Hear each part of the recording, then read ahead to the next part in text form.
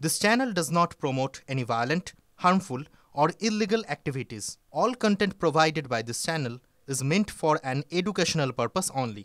বাহ এবার হয়েছে স্বাদ। হ্যাঁ, অপূর্ব স্বাদ। এমডিএচ এর চাঙ্কি চাট মশলা জীবনে আসল স্বাদ জাগলো। আসল মশলা এসএস এমডিএচ।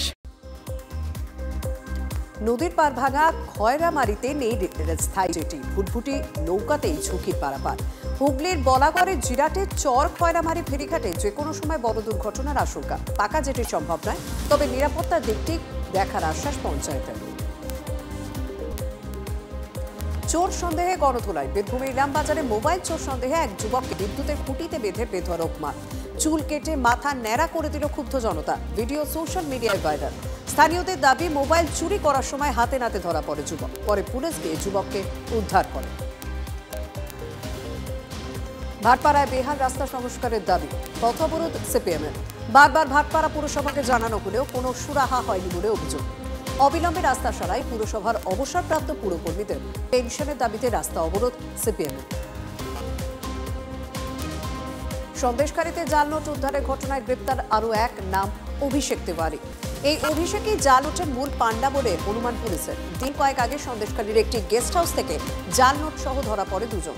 ঘটনার পর নাগপুরে পালিয়ে যায় অভিষেক, দাবি পুলিশের।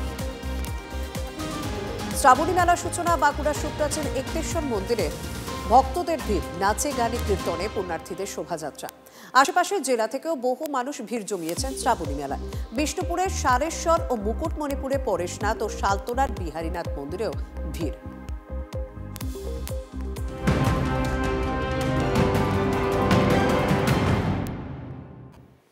টিভি9 বাংলার সাথে বেঙ্গল ব্রেকিং নিয়ে আপনাদের সঙ্গে রয়েছে আমি শর্মিষ্ঠা। আর বেঙ্গল ব্রেকিং এ সবার আগে বাঙালিদের দিকে নজর রাখবো, যারা এই মুহূর্তে হরিয়ানায় রয়েছেন বাঙালি কলোনিতে।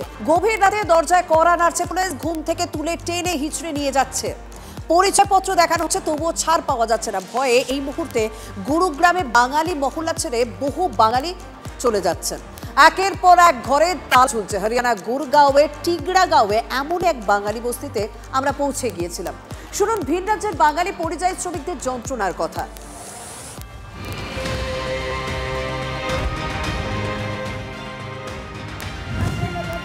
আসছে, মারধর করছে, আইডি প্রুফ দেখাচ্ছি, সব কিছু দেখাচ্ছি, তাও দুপুরে এসে আমাদের পুলিশ আমাদের হুমকি দিয়ে যায় কি তোমরা বাংলাদেশি।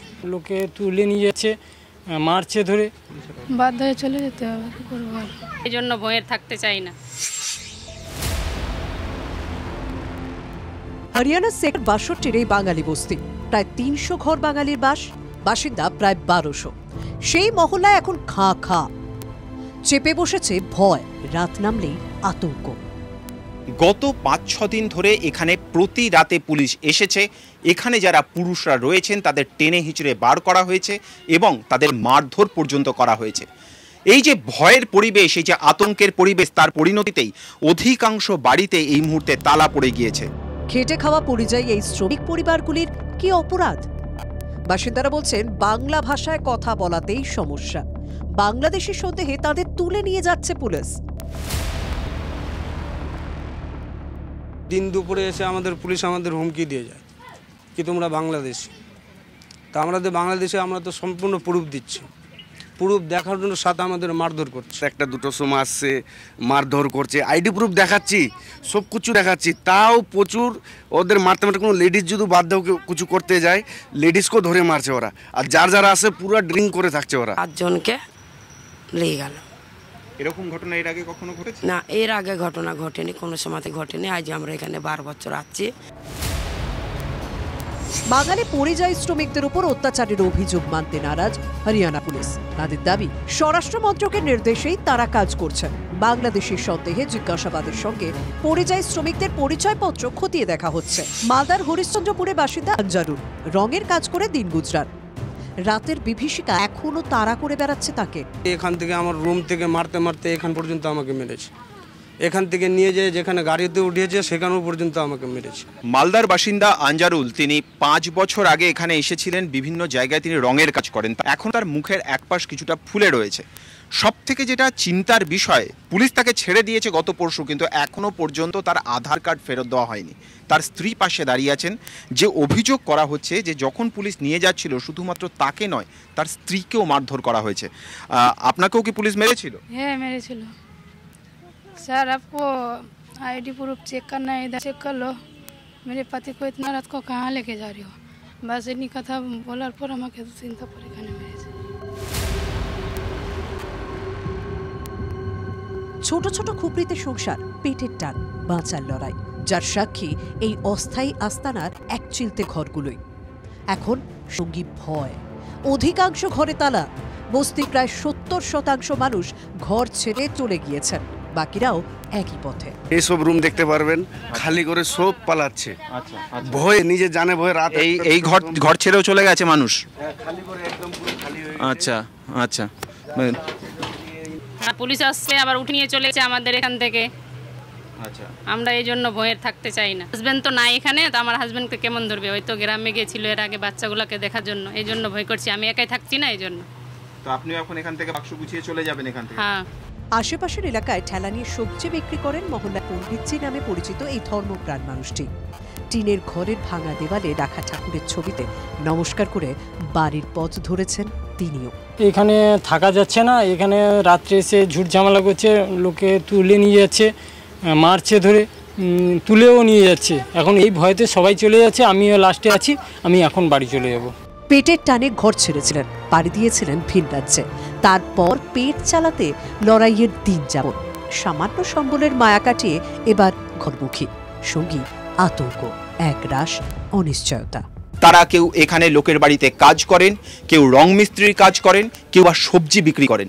কিন্তু তারা আগামী দিনে কি করবেন কেউ জানেন না, এবং এইভাবেই বাঙালি বস্তিগুলো সম্পূর্ণভাবে ধীরে ধীরে খাঁ খাঁ হয়ে যাচ্ছে প্রত্যেক দিন। হরিয়ানা থেকে ক্যামেরায় অনুদীপ শর্মার সঙ্গে জ্যোতির্ময় কর্মকার, TV9 বাংলা।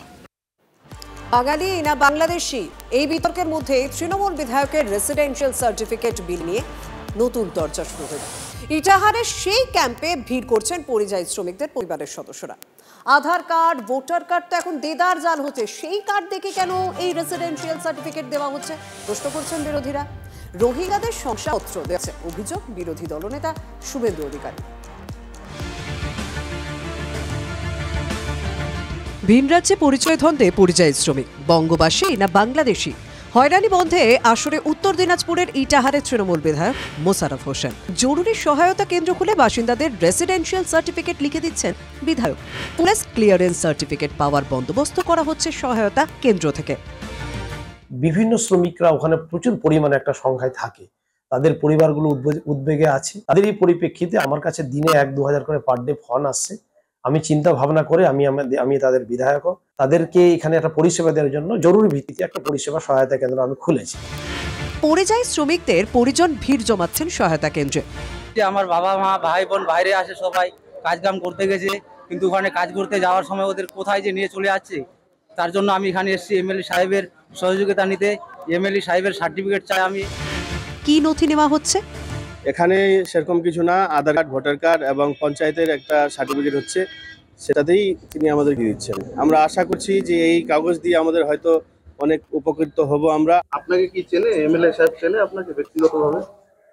ব্যক্তিগতভাবে চিনে না, তাও দিচ্ছে। বিধায়কের উদ্যোগ নিয়ে প্রশ্ন তুলছেন বিরোধীরা। আধার কার্ড, প্যান কার্ড তো এখন হামেশাই দেখছি জাল বেরোচ্ছে। এটাও তাদের মধ্যে একটা দেওয়া নেওয়ার সম্পর্ক কিনা, বা ওই অবৈধভাবে অনুপ্রবেশকারীদের আশ্রয় দেওয়ার একটা নতুন করে চক্রান্ত করছে কিনা, এটা নিয়েও আমাদের অনেক সন্দেহ। বাংলাদেশ থেকে কাটা তাদের বেড়া দিয়ে পার হয়েছে রোহিঙ্গা মুসলমান এবং মুসলিম অনুপ্রবেশকারী যারা এখানে বসে থেকে তাদের ভোট ব্যাংক এতদিন বাঁচিয়েছে, তাদেরকেই সার্টিফিকেট দিচ্ছে মোশাররফ সাহেব। ডোমিসাইল সার্টিফিকেট দিয়ে রোহিঙ্গাদের ভার বানিয়ে দেওয়ার অভিযোগ শনিবারই তুলেছিলেন বিরোধী দলনেতা শুভেন্দু অধিকারী। ডোমিসাইল সার্টিফিকেট দিচ্ছে রোহিঙ্গা এবং বাংলাদেশের মুসলমানদের। ইতিমধ্যে আইপ্যাকের উদ্যোগে 8টা বর্ডার ডিস্ট্রিক্টে 75,000 মুসলমান বাংলাদেশি 6 নম্বর ফর্ম দেওয়া হয়েছে। স্বরূপ ইটাহারে পাশের জেলা সাংসদ তথা কেন্দ্রীয় প্রতিমন্ত্রী সুকান্ত মজুমদারও। তৃণমূল কংগ্রেসের প্রচুর মুসলিম নেতা আছে যারা ভারত বিরোধী কাজে যারা করে তাদেরকে হয় কোনো না কোনোভাবে ডাইরেক্টলি না হয় ইনডাইরেক্টলি সাহায্য করেন। এর আগে ইটাহারে এনআইএ গিয়ে 2-4 জনকে গ্রেপ্তার করে এসেছিল। ভিন রাজ্যে ধরপাকড়ের মধ্যেই জাল আধার, জাল ভোটার কার্ডের খোঁজ মিলছে। শনিবার মুর্শিদাবাদেও জাল পরিচয়পত্র তৈরির কারবারের হদিশ মিলেছে। এরপরও আধার ভোটার দেখেই কেন শংসাপত্র দিচ্ছেন বিধায়ক? কেন্দ্রের ঘাড়ে বন্দুক রাখছেন মোশাররফ। ভোটার কার্ড, আধার কার্ড মূলত তো বিভিন্ন সেন্ট্রালের এজেন্সিগুলো যারা আছে তারাই ইস্যু করে। তাদেরও ব্যর্থতা, তাদের ঠিক করতে হবে। কিন্তু আমি এখানে চিনি জানি বাসিন্দা, তাকে তো আমাকে দিতেই হবে। এই শংসাপত্রকে ভিন রাজ্যের পুলিশ আদৌ রাজ্যের মধ্যে রাখবে? আদৌ লাভ হবে পরিযায়ী শ্রমিকদের? রূপক ঘোষ রিপোর্ট, TV9 বাংলা। আর এই মুহূর্তে দাঁড়িয়ে ভোটার তালিকা সংশোধনে বিধি ভেঙে অস্থায়ী কর্মীদের ব্যবহার করা হচ্ছে, এরকমই অভিযোগ উঠছে। বিএলও নিয়োগ নিয়ে চাঞ্চল্যকর অভিযোগ শুভেন্দু অধিকারী। সত্যি কি অস্থায়ী কর্মীদের বিএলওর কাজে ব্যবহার করা হচ্ছে? খোঁজ নিয়েছিলাম আমরা। আরামবাগ থেকে বিশেষ রিপোর্ট কি এসেছে দেখুন। মাননীয় মুখ্যমন্ত্রী মমতা বন্দ্যোপাধ্যায় ইনডোর স্টেডিয়াম থেকে একেবারে চোখে আঙুল দিয়ে ভোটার লিস্ট ধরে দেখিয়ে দিয়েছে। একাধিক জায়গায় সে ভোট দিচ্ছে। চোরকে বলছে তারা চুরি করতে, আবার গৃহস্থকে বলছে সাবধান হতে। তারা নিজেরাই দোষ করছে, নিজেরাই বলছে যে দুর্নীতি হয়েছে, ভুতুরে ভোটার ঢুকছে। এখন এই যে ভোটার লিস্টে সব ভুতুরে ভোটার নিয়ে যে কাজ চলছে, যে অবস্থাটা তৈরি হয়েছে, এটা শুধু এই সময়ই ঘটে গেছে তা না। এ বেশ আমরা কিছু সময় ধরে এটা প্রত্যক্ষ করছি।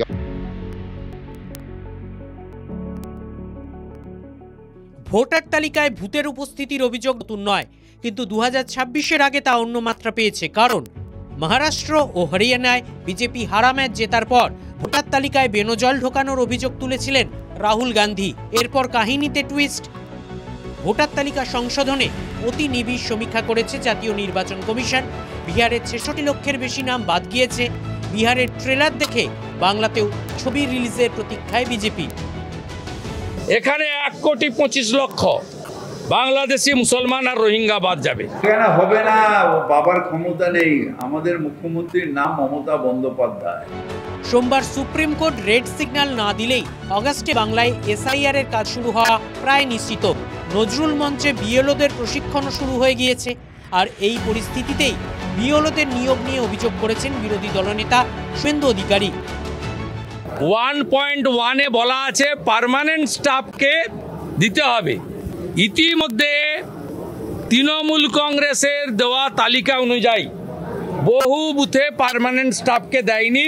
বিরোধী রাজনৈতিক দলগুলির দাবি, ভোটার লিস্ট সংশোধনের কাজে বিএলও হিসাবে অস্থায়ী কর্মীদের নিয়োগ করা হয়েছে।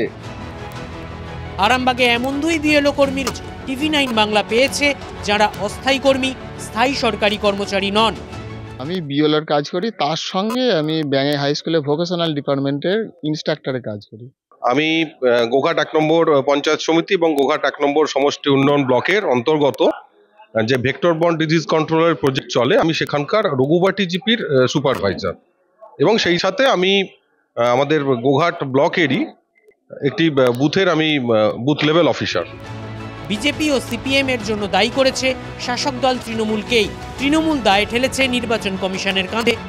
যারা আইসিডিএস এর যারা কর্মী, যারা এসএসকে এমএসকে যারা রিটায়ার শিক্ষক, বা যে সমস্ত শিক্ষক যারা রিটায়ার হয়ে গেছে, 8 পাস যারা অস্থায়ী কর্মী, যারা পঞ্চায়েতে অস্থায়ীভাবে কাজ করেন, এমনকি আমার কাছে প্রমাণ আছে, যিনি ঝাড়ুদার পঞ্চায়েত অফিসের, তাকে দিয়ে বিএলও করে স্কুলে বসিয়ে ভোটার লিস্ট সংশোধনের কাজ করছে। তিনি কি জানেন? এমন সমস্ত কর্মীদের নিয়ে এসব ভোটার লিস্ট তৈরি হচ্ছে যেখানে দেখা যাচ্ছে তাদের কোনো দায়বদ্ধতা নেই। অস্থায়ী কর্মী দিয়ে তারা এসব কাজ করাচ্ছেন এবং তাদের দায়বদ্ধতা না থাকার জন্য এসব অবস্থার সৃষ্টি হচ্ছে। নির্বাচন কমিশনটা কার? নির্বাচনের কমিশন কেন দায়ী তারা এড়িয়ে যাচ্ছে। আপনি একটা কাজ করলেন, আপনি ভুল করে বেয়ে গেলেন, তো তারপরে যারা দেখছেন তারা কোথায়? তারা নির্লিপ্ত কেন? তারা উদাসীনতা কেন? কিসের এত উদাসীনতা? তারা উদাসীনতা কাটিয়ে তারা দেখুক ঠিকঠাক করে। মুদ্রার অপর পিঠ রয়েছে। এক স্থায়ী শিক্ষক বিএলওর কাজ থেকে অব্যাহতি নিয়েছেন। অভিযোগ, সাপ্তাহিক ছুটির দিনেও কাজ করতে হতো, পরিকাঠামোগত সহায়তা মিলত না, অনলাইনে কাজে নেট খরচা দেওয়া হতো না, আবেদনকারীকে খুঁজে বের করার ঝামেলা ছিল, এমনকি সাম্মানিক ভাতা স্বচ্ছভাবে সময় মতো মিলত না। টাকা পয়সা আমরা সময়ে পাই না। বছরে 6,000 টাকা দেওয়ার কথা, কোনো বছরই কখনোই 6,000 টাকা কমপ্লিট করেছে এরকম পাওয়া যায়নি। 2 বছর 3 বছর পরে বলছে এবছরের টাকা দেয়া হয়ে গেছে। বিএলওর কাজে অস্থায়ী কর্মী ব্যবহারের অভিযোগ যেমন রয়েছে, তেমন বিএলওর কাজে স্থায়ী কর্মীদের কাজ করার অনীহাও রয়েছে। দুটোই সত্যি। আরামবাগ থেকে ক্যামেরায় মধুসূদনদের সঙ্গে তন্ময় বৈরাগী, TV9 বাংলা। MDH চানা মশলা, এখন ছোলা হোক বা বরবটি দানা, সাদা চানা হোক বা কালো, সব রান্নাই হবে অসাধারণ।